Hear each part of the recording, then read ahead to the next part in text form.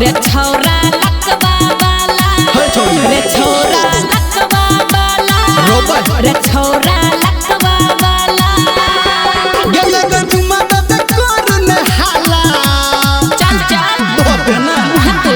गेले ग चुमा दे कर न हाला रे छौरा लकवा वाला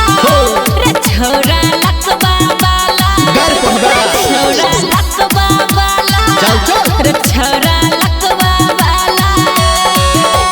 नहीं मानगा ना कखनो ने माँ गायत्री रिकॉर्डिंग स्टूडियो।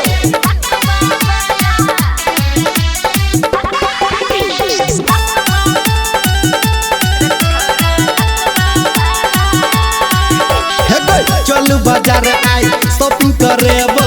तोरा रुपया में बजट खसेबो हाँ से किया अहिना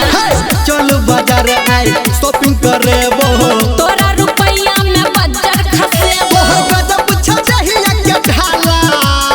बाप रे बाप मुंह संभाल के ये तो है गजब छजहिया के ढाला रे छौरा लकवा वाला चुपला रे छौरा लकवा वाला घर पर भागे छौरा लकवा वाला रे छौरा लकवा वाला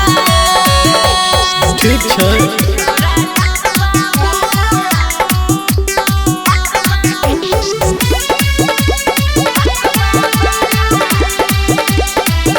म्यूजिक बाय गुड्डू राज। हे गई एना ने बैठ के तू चल गे रास्ता हमरा पटा लेबे एतेक ने सस्ता की बुझाइ छौ तो चल चल ओए चल चल एना ने चल तू बैठ के रास्ता